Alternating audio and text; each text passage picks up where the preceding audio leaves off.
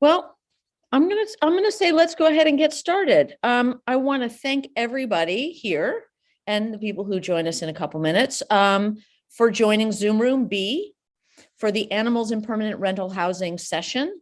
I hope that's where you want to be. If it's not, then welcome anyway. My name is Sarah Rosenberg. My pronouns are she, they, and I am My Dog is My Home conference planning committee volunteer.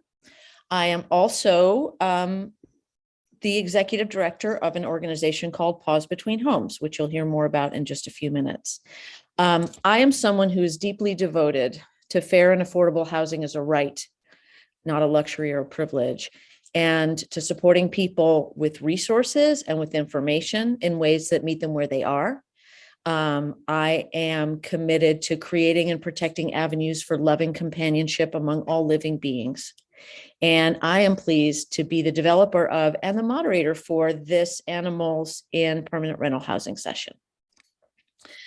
So this panel discussion, this is a kind of a special contrivance. This panel discussion features three incredible advocates, beginning with Shannon Glenn. Shannon's pronouns are she, her.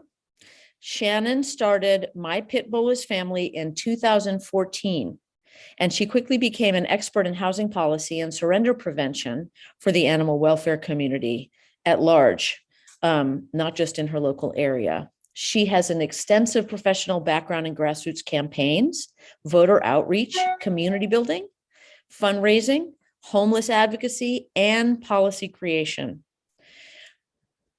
Shannon, oh God, I lost my spot. Hold on a second. Let me tell you more about Shannon. Shannon is a tireless advocate for adults experiencing homelessness and was previously the shelter supervisor for the only pet-friendly emergency homeless shelter in the state of Minnesota. Shannon holds a master's in advocacy and political leadership, where she centered her degree program around drafting policies to end housing and insurance discrimination for families with large dogs. Shannon graduated from Executive Leadership Certification Program, from the Executive Leadership Certification Program for Animal Welfare at Southern Utah University in partnership with Best Friends Animal Society in 2021. And there's more. In 2019, Shannon developed the North Minneapolis Pet Resource Center program after volunteering at Minneapolis Animal Care and Control, where she realized that her neighbors in North Minnesota lacked access to quality pet food, supplies, and resources, leading to increased owner surrenders and at-large pets. Shannon, in no uncertain terms, is a doer. We are also fortunate to have my good friend and colleague, Cole Thaler, with us today. Cole's pronouns are he, him. Cole is the co-director of the Safe and Stable Homes Project for Atlanta Volunteer Lawyers Foundation, a Georgia organization committed to bringing equal justice by providing legal and social assistance to low-income Atlantans as they demand safe and stable housing. Cole is also the co-founder and board president of Paws Between Homes, a safety net program that serves low-income households in Metro Atlanta by providing temporary foster homes, supplies, and veterinary care to the pets of people who are being evicted or otherwise losing their housing. And completing our panel today is Dianne PRADO. Diana's pronouns are she, her. Dianne is the founder and executive director of the Housing Equality, follow the letters, Housing Equality and Advocacy Resource Team, HEART LA, a legal nonprofit that helps ensure people and their pets remain housed. HEART is also focusing on bringing training to animal welfare groups and creating a resource map that includes both animal welfare and housing organizing groups to help empower tenants with pets. Dianne began her career as a staff attorney with the Eviction Defense Network, and she later joined Inner City Law Center in 2012, where she defended tenants in evictions and sued slumlords in affirmative litigation suits. Dianne is an appointed public member of the California Veterinary Medical Board, a trainer and consultant for the Stay Housed LA Eviction Defense Program, and a lecturer in law for UCLA Law School, teaching Los Angeles, Teaching Los Angeles a Housing Law and Policy. So thank you for joining us, panelists and my friends. Shannon, why don't you get us started by speaking to the work that you're committed to in the area of animals in permanent rental housing? Awesome. Thank you so much, Sarah. I think we would all agree that you are more than welcome to introduce us all of the time when we present. And thank you for sharing our slides today too as well. You can go ahead and skip to the next slide. It'll take some getting used to of saying next. Perfect. As Sarah said, my name is Shannon Glenn. I am the executive director of My Pitbull's family, also including a photo of myself with my two dogs, my two Pitbull type mixed dogs, Wilbur and Charlotte. And then we like to do an honorary mention of Max the cat, who thinks he's a dog as well. He kind of rules the house here. And I don't want to apologize for this, but you might just hear Wilbur snoring behind me because he is definitely had a long day of presentations today. My email address is there as well. So feel free to take a screenshot or write it down. I would love to have conversations with all of you about the amazing work that you're doing, either in animal welfare or in human services. Human service work, specifically working with folks experiencing homelessness, is my heart. And as Sarah mentioned, I have been absolutely honored to work in that field for a really long time, also while running an animal welfare, honestly, a human welfare organization as well. Next slide, please. All right, so everyone needs to wake up a little bit. It is 3 o'clock here in Minneapolis. We know that that is coffee time. So while I sip my coffee, why don't you throw some types of dogs in the chat that you think are restricted in rental pet policies? I'll give you just a couple seconds to do that. And please grab a drink of coffee.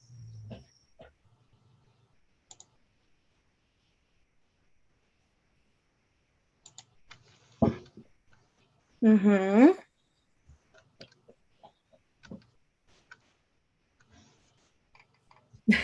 Most doggies over 40 pounds. Yeah. Wow, you guys are doing great. Where is the stevia? Someone needs to sweeten their coffee a little bit. For those of us that like coffee that don't taste like coffee. I get it. I get it. All right. Well, let's go ahead and click on that next screen. All dogs. I sometimes agree with you, Hal. All right. So in our rental research, we have seen that there's over 25 different types of dogs commonly discriminated against or banned in rental pet policies across the country. As you can see there, I'm not going to read out all the dogs because a lot of you already put them in the chat. But are there any that really surprise you from this list?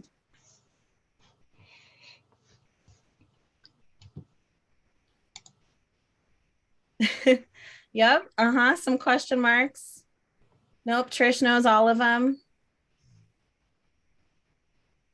Yeah, and any mix of the above too. So we've run into landlords that say if a dog is more than 20% of a type of dog, they're restricted in their rental pet policies, or even if they look like they could maybe possibly be a potted plant, they are also restricted in those rental restrictions.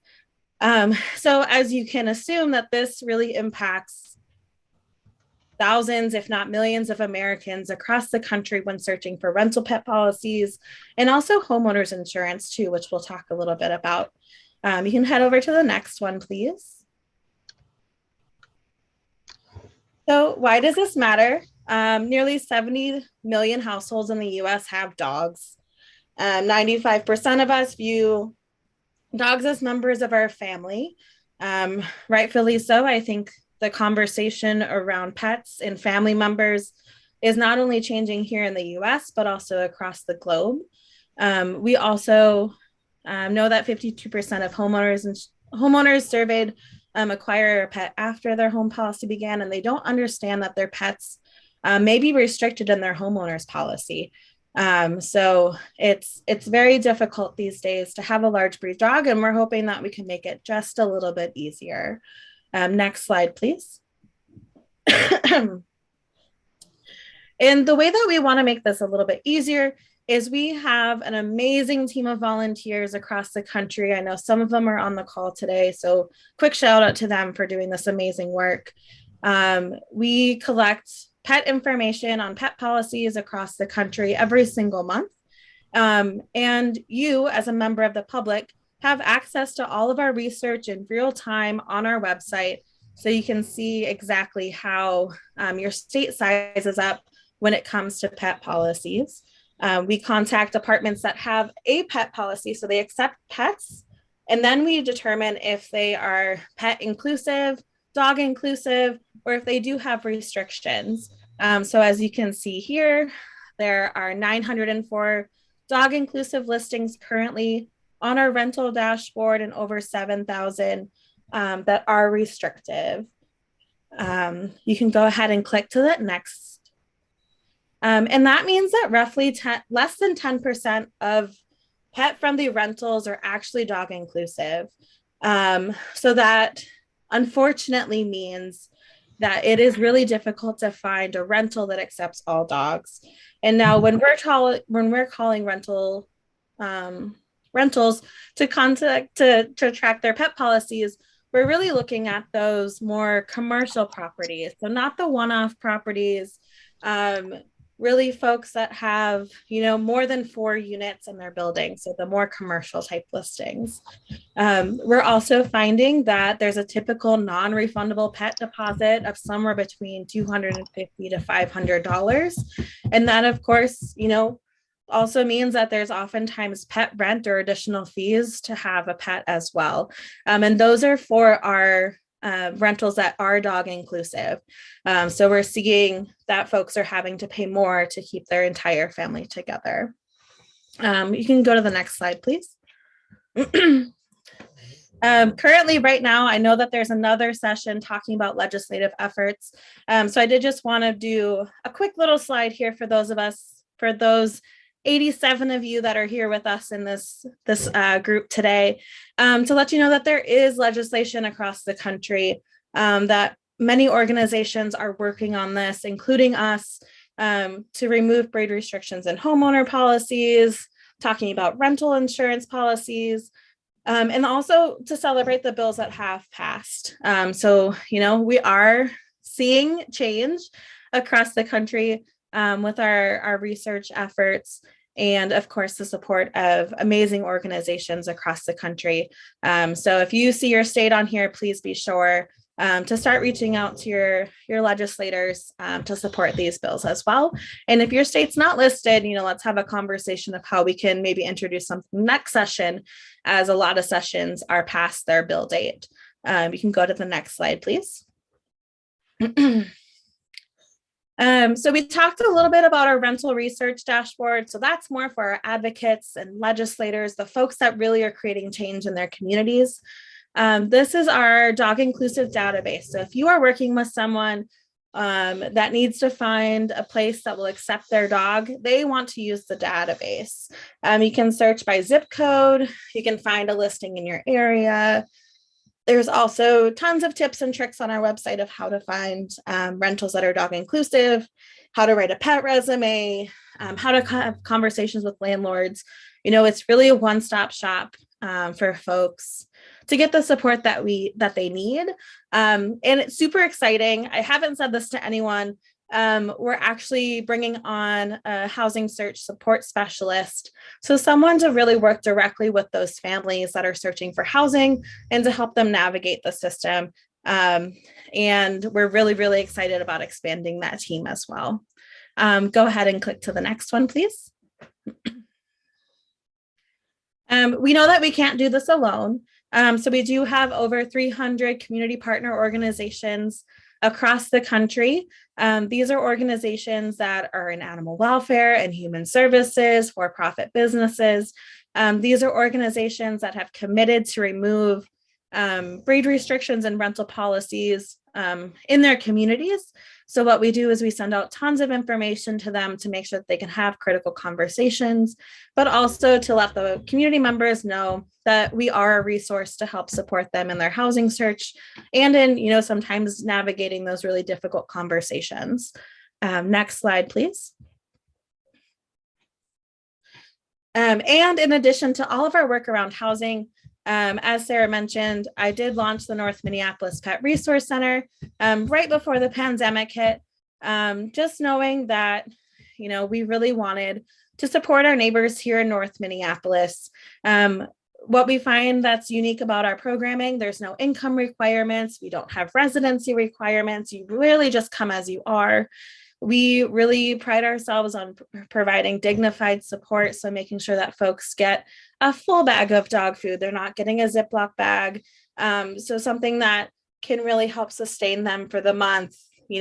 Folks can visit us as many times as they need to. We provide more wraparound resources.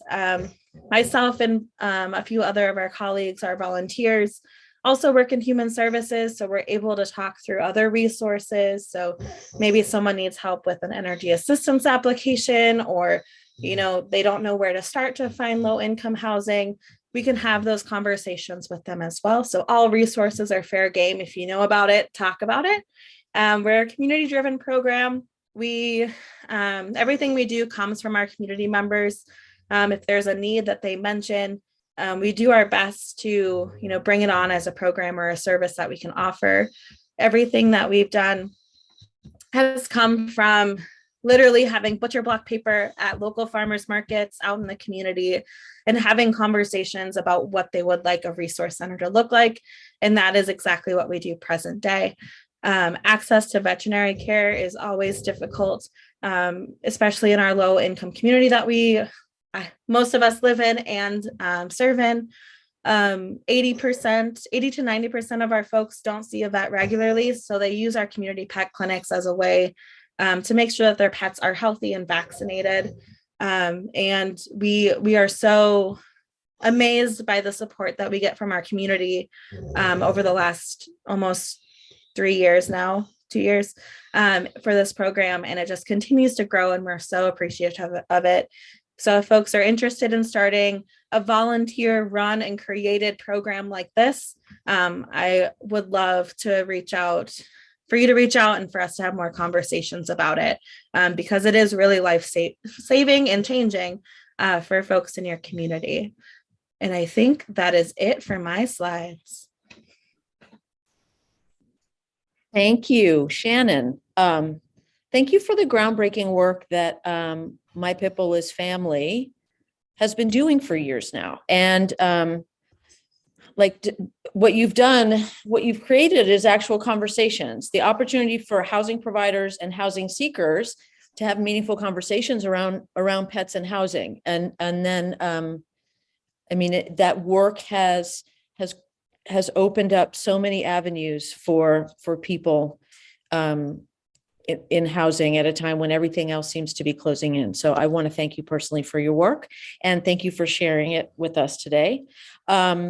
I'd like to move on next to my friend Cole. Cole, if you could come forward and speak for a few minutes to the work you are committed to in the area of animals in permanent rental housing. Sure. Hi, everybody. Great. And thank you, Sarah, for the introduction. Again, my name is Cole Thaler. I guess I left it out of my bio, but I am an attorney, and I have been working with low-income tenants here in Atlanta for 8 years now, like Diana, fighting evictions and filing lawsuits against slumlords here in Fulton County, which is where most of Atlanta sits. And a few years ago, Sarah, you and I worked together along with a bunch of other people to launch Paws Between Homes. There is our mission statement. Hold on here.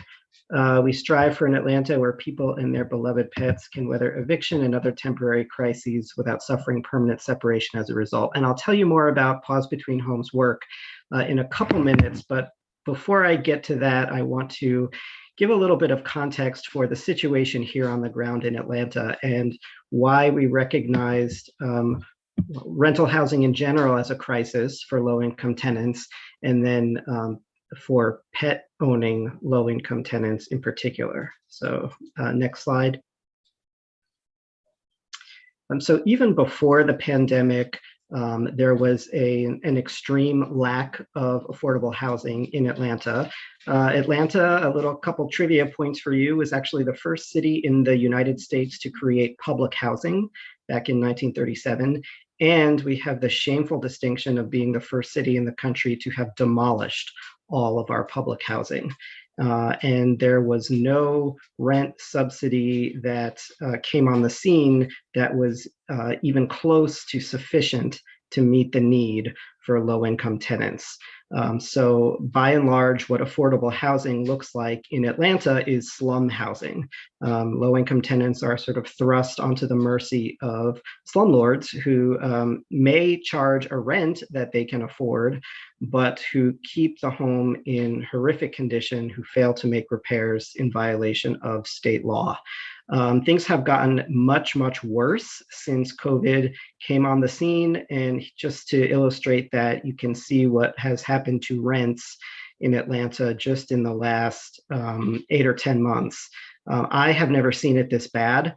It is virtually impossible for a tenant to find affordable housing, affordable rental housing, if they have, a child or two. Most of my clients are parents. Most of them are employed, 2 or 3 jobs sometimes, but you simply cannot make ends meet if you're earning a low wage and looking for, this is rents for a 1-bedroom apartment, by the way. Average is over $1,700 a month. Next slide. I'm embarrassed to tell you all that minimum wage in Georgia is still $7.25 an hour. I'm sure many of you live in more humane states where that is no longer the case. But here in Georgia, it is still $7.25. And in fact, if you look up the state laws in the books, you will find that actually the Georgia minimum wage is $5.15 an hour, but employers in the state are not permitted to pay less than the federal minimum wage, which is $7.25 an hour. But if Georgia legislators had their way, workers in this state would be earning $5.15 an hour. Instead, many are earning $7.25 or close to that. If you do the math, that works out to be about $1,000 a month net after taxes. So when you compare that to the data on the slide before, where your average 1-bedroom apartment is about $1,700, you can see the math just doesn't work. It is virtually impossible to afford a $1,700 apartment if you're bringing home $1,000 or $1,200 a month. And so you're really put into dire conditions. And we see many, many tenants, thousands of tenants throughout the city living in conditions with black mold, raw sewage leaks, rat infestations, mouse infestations, crumbling ceilings, crumbling floors, and really suffering the health impacts, of course, along with their pets, suffering the health impacts of those conditions. Next slide. The situation when it comes to evictions in Georgia, which the state calls dispossessories, I think because, let's choose a word that is inaccessible and confusing to lay people. So we call them dispossessories here, or dispose. There is the rate of eviction filing the rate of eviction filing in Fulton County is extremely high compared to cities of our size, and evictions are disproportionately filed in Black neighborhoods in Atlanta, specifically the city's south and west sides. In a typical year, there are 45,000 eviction cases filed in Fulton County. Granted, that number has gone down since COVID. The courts were closed for part of 2020, but the numbers are rapidly spiking because there are no longer any protections in place for tenants. There was a eviction moratorium, federal eviction moratorium, but that expired last year, and landlords are flocking to the courthouse in droves. To make matters worse, it is perfectly legal in Georgia for a landlord to deny rental housing to a tenant who has been evicted ever in the past. So you can, if you're a landlord, you can do a background search or a court record search going back decades if you choose. And if you find an eviction on somebody's record, even if the tenant won the case, even if the landlord dropped the case, you can still legally deny rental housing to that tenant. And many, many landlords do. So what we see is pressure being put, if you can imagine different sort of vectors or arrows, all sort of putting pressure on that low-income tenant as far as the effects of an eviction, the cost of rent, low wages, crumbling rental stock, poor public transportation, and on and on. It's really rough out there for low-income tenants. Next slide. So into that fray comes Paws Between Homes. And again, in my day job, I and my colleagues at the Atlanta Volunteer Lawyers Foundation are doing the best we can to fight back against that tide. It is an uphill battle. There are tenants' rights in Georgia, but it is a small toolbox. We do the best we can. But in the course of my work, it became very obvious that tenants were being displaced by the thousands. And the harm of displacement, or the trauma of displacement, was being compounded by the harm of pet loss. Because typically what would happen, and really continues to happen, is that when a family would be forced to move because they would be evicted, which is a very rapid process in Georgia, by the way, you can evict a tenant from start to finish in less than a month. And so that sort of rapid displacement, the family would typically be forced to surrender its pet to the shelters, which are overcrowded, and would have to suffer that emotional harm. And so I and many other wonderful advocates, including Sarah and others that we work with, came up with the idea to create a safety net fostering program. At least I didn't know at the time that many other wonderful animal advocates around the country had this great idea and were having this great idea at the same time that we were having it. So I've been delighted to meet many other advocates doing this work in other states and other cities. But this is how Paws Between Homes works, just quickly. We started serving clients in January of 2020, so we just had our 2-year anniversary. We do place pets into foster homes for up to 90 days. While the pet is in our care, we provide food, supplies, and basic veterinary care, spaying, neutering, vaccinations, and things along those lines. When the pet owner, excuse me, is able to find new housing, which for the most part, our clients have been able to, within those 90 days, secure new stable housing, we pay that pet deposit. So they don't have to worry about that cost.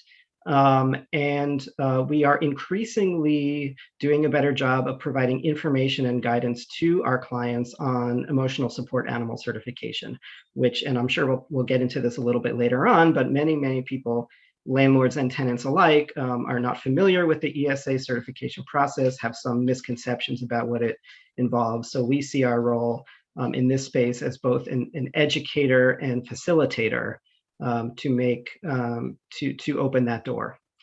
And finally, we really live in the space, we sort of inhabit the space between homeless service providers, tenant advocates, and animal rescue workers, which have historically, at least in Atlanta, been very siloed.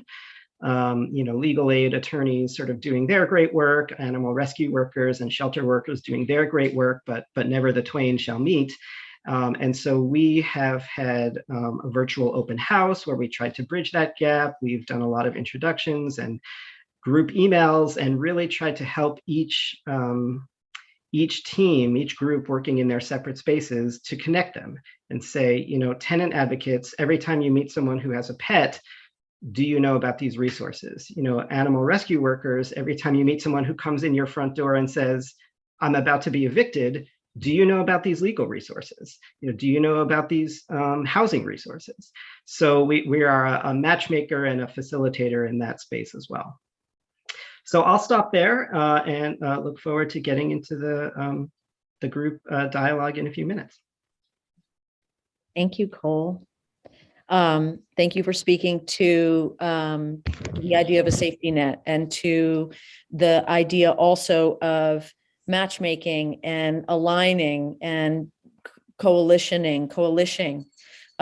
These are important conversations to have as we're dealing holistically with compounded issues. And we'll continue to talk about this in the panel. So thank you for bringing that. Here we have Cole Thaler. Hi. Cole, yeah. C-O-L-E. Thaler, T-H-A. Sorry. Thank you. Okay. And I would now like to introduce my friend Diana Prado. Diana, would you now speak to, Diana's coming to us from the West Coast. Would you speak to the work you're committed to in the area of animals in permanent rental housing? Share with us. Yes, thanks so much for having me, everyone. I'm just excited to be here. I'm like, yes, I will also have to get used to next slide, please. I always feel next slide, please. But well, I can continue talking while the next slide is going to go on. Anyway, I'm like, as I say, next slide. Yeah, next slide. So Heart LA was formed to really bridge the gap between animal welfare and people and pets. We started out really providing eviction defense and prevention work to tenants with pets. So since 2018, as it says here, we've helped nearly 600 people and their 300 pets receive assistance for any of their pet-related housing issues. A lot of that, like I said, is pet prevention, housing prevention, eviction prevention, in that a lot of landlords will send either threatened tenants verbally or threatened tenants in writing. Most of the time it's a verbal. And so we'll just get calls from tenants that are really scared with their landlord telling them, you need to get rid of your dog, your cat, or your animal. And you can't have them here anymore, or else you're going to get evicted. And so it's great. Here are some of our funders. And then also we work closely with community-based organizations, animal welfare organizations like Downtown Dog Rescue and Better Together Forever, that really are in the community and working to provide resources for tenants with pets. And then when there's a housing related issue, they're able to connect them with us, and we're able to provide the legal education and resources to tenants with pets to be able to help them feel safe and that they don't need to leave their homes or surrender their pets. Next slide, please. So this is like a fun little poll that I created, if you all could, and then afterwards, I didn't think through how I was going to be able to show what came up, but maybe we can figure that out while we're doing question and answers at the end. But if you all could go to this poll, I think I type it into your web browser, and then just kind of know what are the barriers to housing for tenants with pets. I have it open. It should be activated and open, and then I'll figure out how to be able to share that with everyone once that, or, an easier thing also that you guys can do is maybe throw it into, oh, thank you so much, putting that in.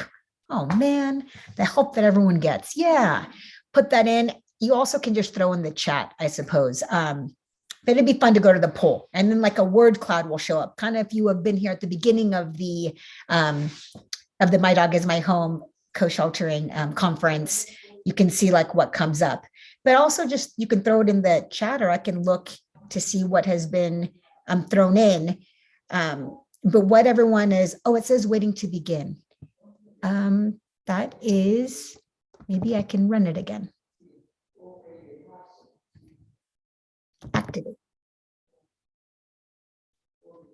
Let me know if it works now. Oh, fun little. Yeah, it's working. Thank you so much, Darcy.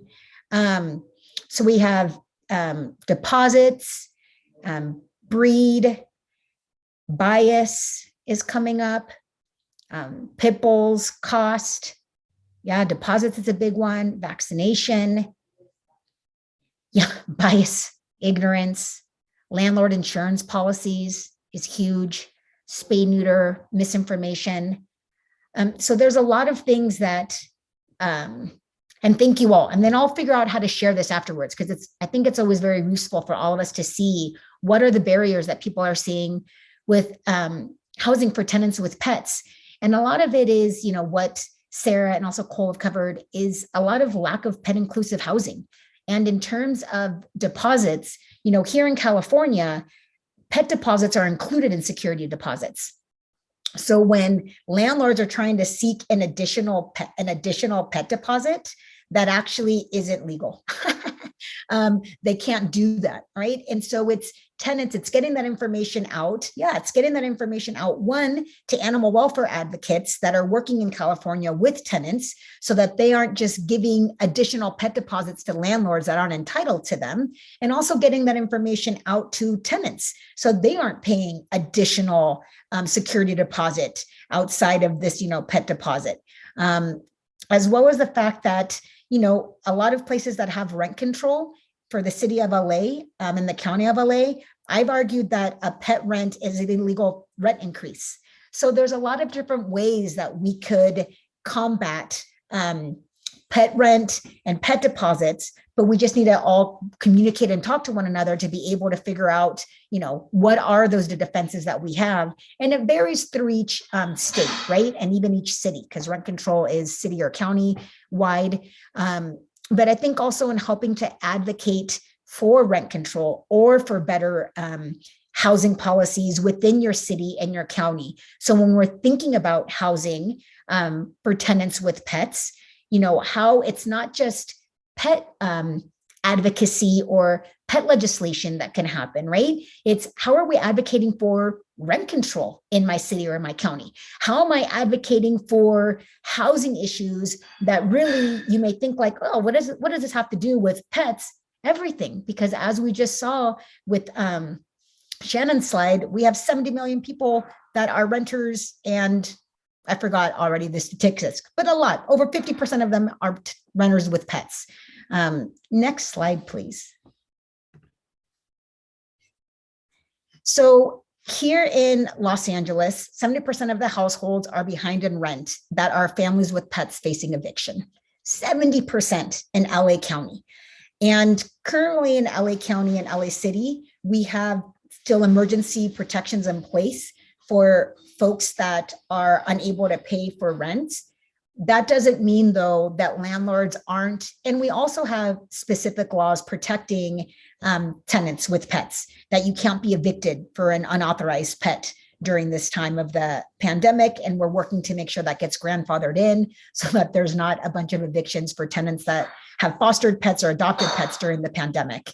But this just gives you a picture of the fact that there are, 70% of households that are facing eviction, and they all have pets. And so what can be done with this? Next slide, please.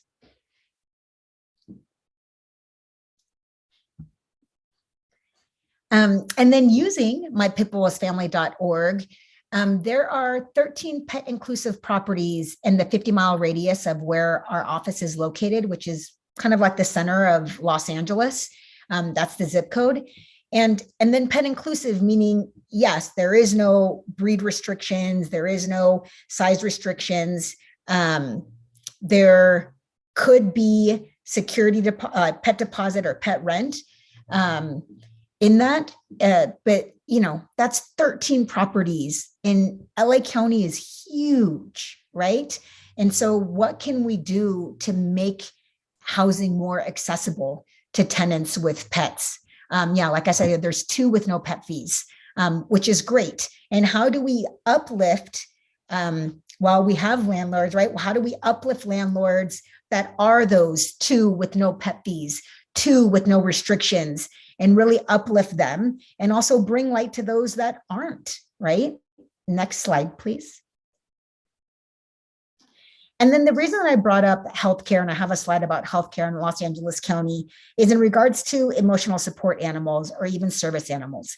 And with emotional support animals, it requires the tenant to be a person with a disability that needs their support animal, which alleviates symptoms of their disability.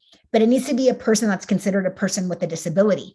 And in order to either get a letter from a healthcare provider, you have to have access to healthcare, right? So here, 52% of folks in Los Angeles County have private insurance. Public insurance, the 37% is Medi-Cal, and 12% not insured. So almost 50 to 50%, it's 50-50, 50 are private insured, and either 50% are Medi-Cal or not insured at all. And I think even within the private insurance industry, it's hard at this moment to access healthcare or to get an appointment with someone to even go in and have someone, see you. Then in the Medi-Cal aspect or Medicaid aspect, statewide, Medi-Cal is for California, Medicaid is nationwide. That's even more difficult to access healthcare. And 12% of people don't even have insurance. And so how are people able to access healthcare to get a letter from I don't know why I did letter in quotes, it's a real thing, to get a letter from a health service provider if they can't even access housing, right? And I think I bring this up because I think there's a bigger conversation to be had about emotional support animals. As we all know, data and science has shown that an animal furthers one's life, makes one happier, helps us live longer. And in terms of how we're discussing that, because what it's kind of turned into is a battle between service animals and emotional support animals, and people abusing emotional support animals, when really it's like, wow, all we're trying to do is, tie together the fact that having a pet alleviates the symptoms. If it's someone with a disability, it alleviates their symptoms. And why are we making it harder for people to have access to an emotional support animal? There was just recently a bill that was enacted in California that is creating a barrier to access healthcare, and is requiring a healthcare provider to see a patient for more than 30 days, for more than 30 days in order to provide them a letter, which is unprecedented with anything else in healthcare, right? We don't make women wait 30 days to get reproductive healthcare access, but here we're kind of, turning it on its face and creating a barrier for housing in terms of trying to create more barriers in accessing healthcare. And they go hand in hand, right? Safe and habitable and secure housing goes hand in hand with healthcare, goes hand in hand with jobs. So yes, Darcy, I will talk more later on, or we can stay in connection about talking about what to do with this bill. Like I think Shannon stated in her talk, the legislative season has kind of closed. So now it's on to planning for next year, but that's okay. And happy to talk about that more in question and answers. And I think that's the end of my slides. Thank you, Diana. Thank you so much. And for really wrapping up that whole package.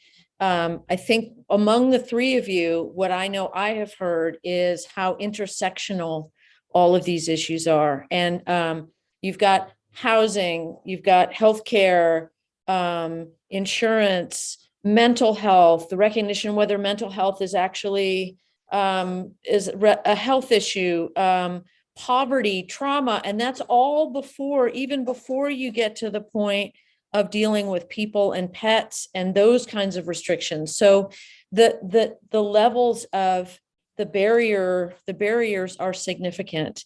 And what I have heard from each of your testimonies is how critical it is to be looking at these things holistically and to be having these conversations, not just in silos, but with people, with other providers in other industries and other service providers. So for our panel discussion, we have about, 10. I am terrible with numbers and time, so I'm not even going to say how much time we have. I'm just going to put this out here and hope that Anne, who is supporting me, will tell me what I have to do.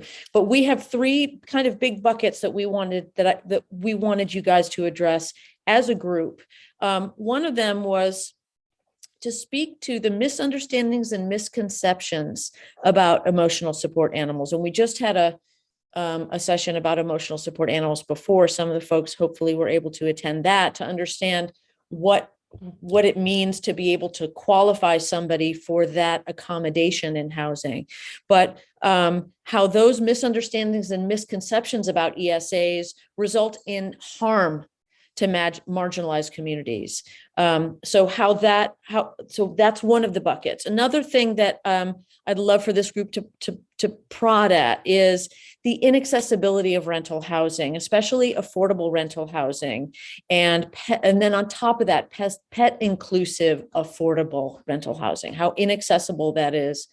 And then the third bucket to look at is the biases, the policies and the practices that actually harm low-income pet owners facing housing instability and eviction, kind of what we have talked about among us as the weaponization of these restrictions. So I want to just, having put those buckets out there, I want to let you guys pick something up and run with it. Cole, Shannon, Diana. I'm just going to step back now. Go. Well, I'll jump in and just try to kick us off, I guess, with the first piece about ESAs and just sort of report from the field. You know, what I'm seeing is sort of three levels of misunderstandings about ESA. First of all, I think on the sort of cultural or societal level, ESAs are treated with disdain. They're a punchline. You know, everybody has some joke about some animal that's the, you know, ridiculous animal that's an ESA or something, or that's what they think. And then, so that's sort of the water that we're swimming in. And then among landlords, ESAs are treated with suspicion.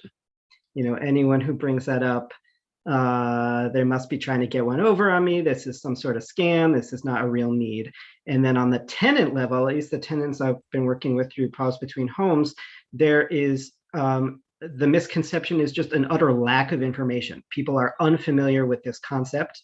Obviously, this is a generalization, but for the most part, unfamiliar. And certainly if they've heard of an emotional support animal, are unfamiliar with the details and what it takes to have an animal be recognized as an ESA. So when you sort of combine all of those three sort of dimensions, you know, so many people are eligible for ESAs, so obviously eligible. I'm not talking about edge cases, but do not achieve that status or certification for their pets due to this lack of information and sort of disdain and suspicion. So it's a huge information gap, similar in my experience to, you know, tenants' rights in Georgia. Tenants don't know for the most part that they do have rights, and if they do, they don't know how to enforce them. You know, where do you go to learn your rights as a tenant? There is no place. Unless you know exactly what to Google and maybe have a law degree, you know, then you're okay. But the information, there's an informational poverty at play as well, and that's true for ESAs. Yeah, I would agree with that, Cole. From working in shelters, so working with folks that are unstably housed and searching for housing, and at our pet resource center, a lot of folks come in and say, hey, I've got a therapy animal. And it's, making sure that folks are using the correct language when describing their pets too. Because, there is a difference between a service animal, an emotional support animal, and a therapy animal. But also, we've all seen them as providers in some sense, whether it's animal welfare or human service. We've all seen the websites where folks can go and get their pet registered as an emotional support animal. We know that there isn't a registry of such for emotional support animals. And it is, in a sense, a scam and predatory on folks who are unable to either get a letter from a medical service provider, maybe someone who just doesn't understand the system, or in, what Diana was talking about, how folks need to see a provider for 30 days. But also I saw it in the chat as well, where providers are no longer comfortable with writing those letters because of the stigmas around emotional support animals. And so, we really I had a conversation with a woman a couple of weeks ago, and she's like, look at my little ID card. And I'm like, how much did you pay for that? And she's explained like $80 or whatever it may have been. And I was like, you didn't need to do that. You're coming to me to get pet food and supplies. Think of what you could have done with that $80, you know, to provide for, you know, something else that you might have needed in your life. But in terms of when we talk about, you know, pet inclusive housing, just think of if all landlords accepted dogs and cats, regardless of breed or size, we might not be having this conversation about emotional support animals in the same way that we are today. You know, if we really focus on creating pet inclusive policies, folks will still benefit from emotional support animals, but we're not going to see the struggle of, is it a true emotional support animal, or are they just trying to get around these restrictive pet policies? And so if we maybe solve one thing, we might alleviate and really protect and preserve emotional support animals and service animals as we continue to move forward as a movement.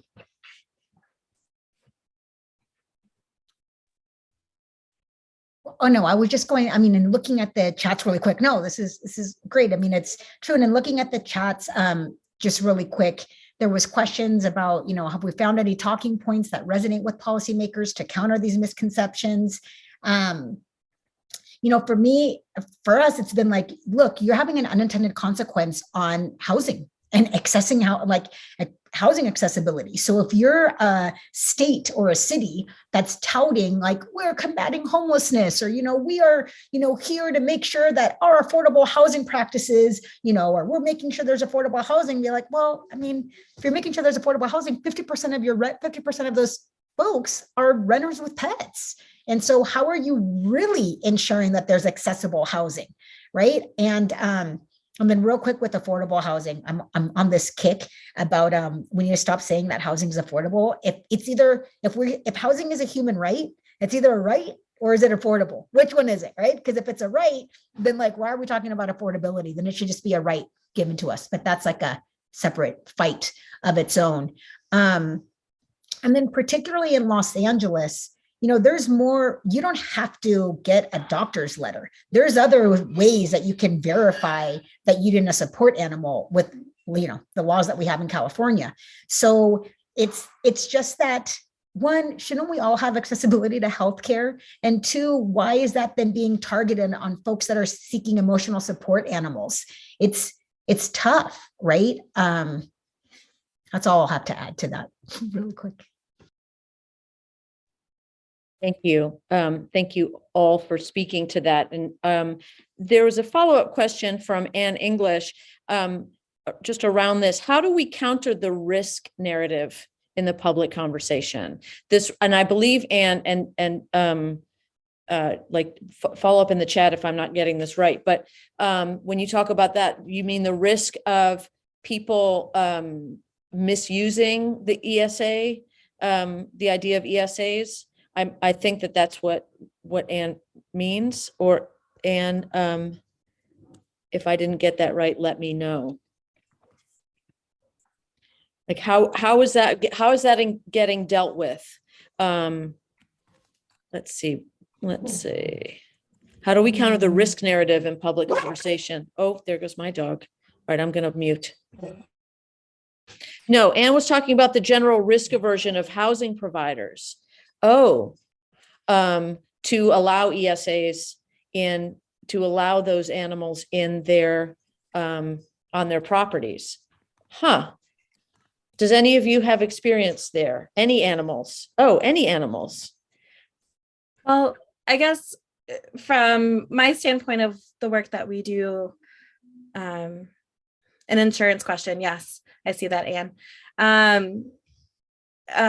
So there's definitely property insurance that the landlord and property management will have on their property, but also requiring that tenants have rental insurance as well is definitely beneficial in terms of the risk of the pets in a rental property.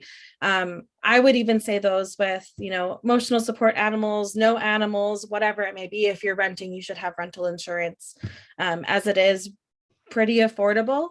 I think, when I was a renter, it was like $10 a month for that. When, there's a lot of conversations around insurance right now. And it's a good conversation to be had. And we are having, conversations with landlords, but also, legislators, and introducing legislation, as I talked about in my slides. And I know there's a couple other folks on this in the group as well, who are working on legislation. So I'm sure that they're happy to answer some questions in the chat as well. But definitely, there was another question in the chat kind of around this, as to, why landlords might have these restrictions in the first place. And insurance has always been kind of the backhanded answer, right? So my insurance doesn't allow me to have these dogs, when in reality, commercial insurance often doesn't list, breed restrictions. But from our research, we have seen that landlords really put the problem in nuisances as one of the reasons why they don't allow dogs of all sizes, simply because, irresponsible pet ownership, and, people aren't picking up after their pets, or potential damage. So again, going back to preaching for responsible pet ownership, making sure that folks are picking up after their pets. And then also, that rental insurance for tenants as well is really, really important. I know we're about to get into the Q&A, but I just want to throw in a related point that I think ties into one of the other topics that you raised. And of course, there go my dog. Oh no. Which has to do with the way that pet ownership is increasingly treated in rental housing. To me, it seems like pets are being seen as this amenity, and that, among landlords are always touting the great amenities of our fancy luxury apartment complex. Atlanta is having a housing boom, but it is a luxury housing boom, not an affordable housing boom. And now it has become almost the norm to have a dog park on the property and walking trails. And the latest thing I saw was dog bathing stations as sort of this feature. Rent from us, we have these elevated dog bathtubs, but these are at the luxury complexes. So there, dog ownership is seen as, oh, of course you have a dog as part of your family. But on the lower end of the market, the so-called affordable housing, or naturally occurring affordable housing, which is the slum housing, of course, no such welcome mat is laid out. So who are we? Who is being privileged? Who is being where are the doors being opened for tenants who own pets, and where are the doors being shut? I think it's very telling. And just a thought bubble here. As we look at who has the power, I think if we follow the power, whoever has the power in these dynamics is the one who's setting the standards. I think the conversations that I hear today, I mean, what I've heard Diana and Shannon and Cole speak to, and what I've experienced too in my work, and I was a landlord. I'm not going to, I have been one as a career, and the power is definitely in the landlord. And so that's where I think we're seeing a lot of the struggle, is landlords are doing what is convenient for them. And especially with pets, I mean, if housing laws are not even very protective of humans, there are no constitutional protections for animals. There are for children, there are for people in different classes, but there are not for animals. And so that is a place where landlords can make money without government regulation so far. So that might be a pain point for legislation. Shannon could speak. Shannon's done work in legislation, and Diana is familiar with legislation, and I know Cole is too, but we're on the nonprofit side. That's where some of the power dynamics are, where we might be addressing some of these issues. Let's see. I want to make sure I get. Jessica Simpson asked the panel a question, and I just want to put this out here for you guys. As has been said over the last couple of years, there's been an increasing amount of legislation aimed at restricting and criminalizing a person's ability to get an ESA. Yet we know that the narrative about people falsifying their need for an assistance animal is overplayed and generally untrue. Have you found any talking points that resonate with policymakers to counter these misconceptions? Anyone?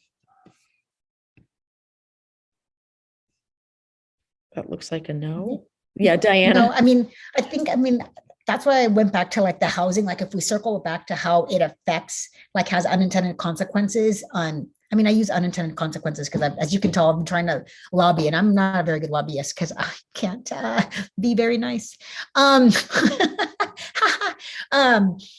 the consequences that it has, I also just think that it's like, I think we just need to push back, right? And stop, I was someone that at the pandemic changed my thoughts on getting internet like letters, right? Like I used to be, and also I'm wary of them because let's say if you do go to trial, I need to subpoena that doctor to come in and testify, right? So that's why I've always said, hey, if you are going to get a letter from someone and this does go into litigation, I'm going to have to bring your doctor on the stand. So it goes that far. So if you do just get that one-off letter that normally is the sham ones that Shannon is talking about that cost $75, right?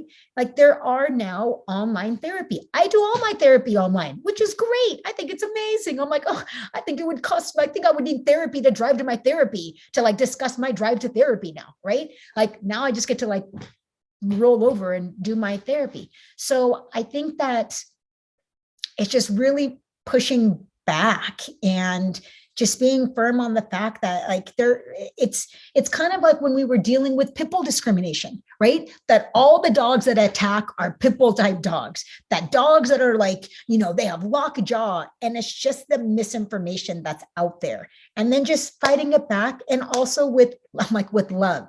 I think when we get very defensive on things, just in general in communication, like that doesn't really go anywhere. So I think we can be like, oh, wow, that's great that you're seeing that. Like, have you ever seen it from this point of view? Or what do you think? Do you have a pet in your life, right? Do you have an animal in your life?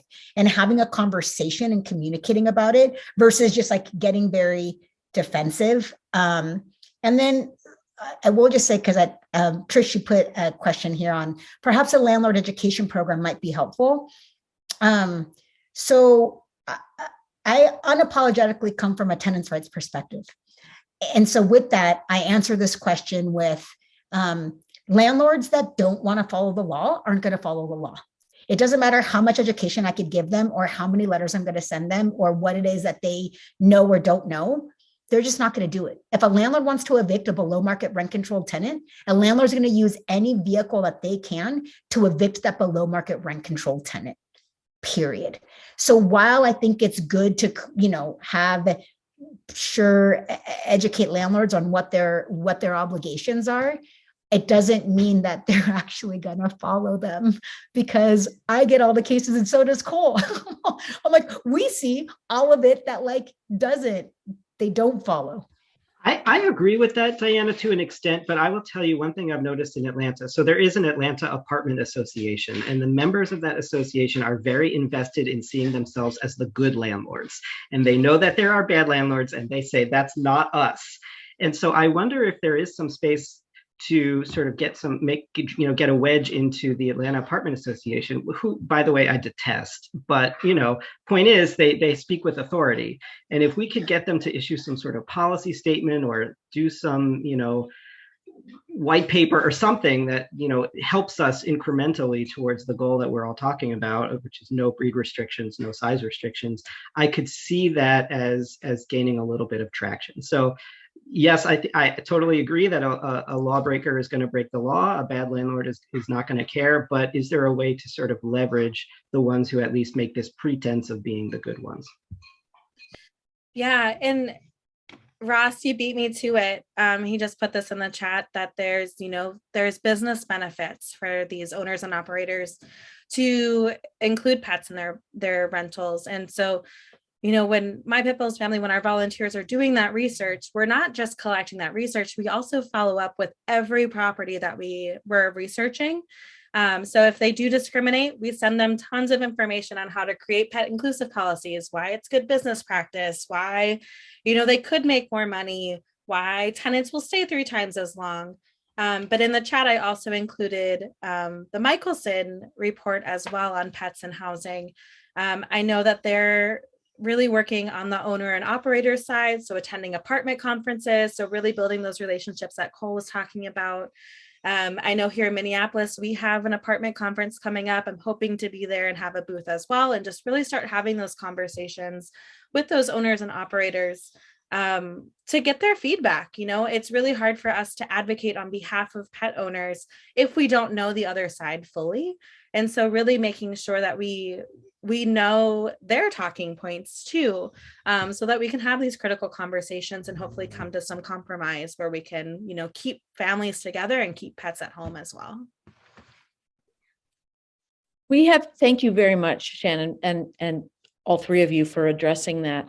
We're in just under 5 minutes, and I want to lift up one more question and kind of give it some framework. So Chastity McCourt says, I'm located in Missouri, and unfortunately we struggle with sheltering in general, and I wish all our agencies were on the same page, but there is no collaboration.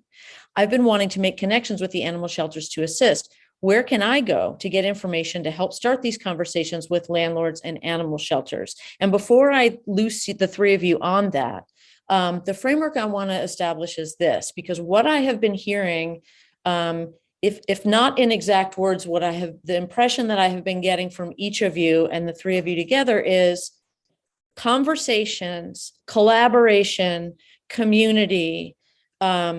I hear like removing barriers, removing silos, empowering people by having these conversations that we have been operating so disjointedly for so long. And that if the predominance of people in this country have pets, need housing, and are underrepresented, then these ideas of the conversation and connecting are critical. So back to the question, where can I go to get information to help start these conversations with landlords and animal shelters? Well, we definitely have tons of information on our website at My Pitbull is Family. If you are with a specific organization and want to become a partner, we're happy to send all of that information out to you for free. But also specifically with Missouri, I dropped it in the chat, there's the Missouri Coalition of Animal Care Organizations. I forgot to mention that I'm also the president of our Minnesota State Coalition for Animal Welfare. So, there are statewide coalitions that we can definitely, help connect human service folks too, but there's also the Human Animal Support Services programs and Facebook groups that folks can get involved in. Of course, the Co-Sheltering Collaborative is a fantastic place to meet other colleagues that are doing really great work. The biggest thing is just, being a part of as many groups as you possibly can, because that's where you'll get all of the information. There's also some really great animal welfare conferences coming up with HSUS Expo in April and Best Friends in July. And those, they're beneficial for animal welfare folks, but I think we would all agree that we would love to see more human service folks at those conferences too. And that's wonderful. And I would just add to that, pick up the thread anywhere and follow it. Don't worry about being perfect. Don't worry about being on all the right listservs. It's just, if you get 3 or 4 people together at a coffee shop or on a Zoom call and just start brainstorming and sharing resources, that will lead you to the next thing, which will lead you to the next thing, which will lead you to the next thing, and person after person. And, that's how we started our rescue. So, the important thing is that you're focusing on it and making time for it and talking about it. Amen. Diana, did you want to finish up? No, I think exactly. You are all here right now. This is the second year of this Co-Sheltering Collaborative, and it's awesome, right? It's connected groups from all over that now we get to connect with one another. Feel free to email any 3 of us, right? If you're in California, whether it be, Northern or Southern California, we can help connect you, I'll help connect you to different resources or what it may be. But I think caring, and you're caring because you're here. So applaud yourselves, right? For actually taking a step towards making a difference, because just by being here, you're already doing that. So thank you. Thank you. Thank the three of you, Shannon, Diana, Cole, for sharing with us today. We are out of time. Thank you for everybody who's attended this session. And thank you to our hosts for joining the Co-Sheltering Conference, the work that each of you does, the interests that you take, and for the conversations that you engage in. So everybody, please, you can just wait out 15 more seconds, or you can return to the main Zoom room for our last storytelling session of the day. Thank you. Thank you. Stick around for the next couple of days. It's going to blow your socks off, this conference. Thank you for being here.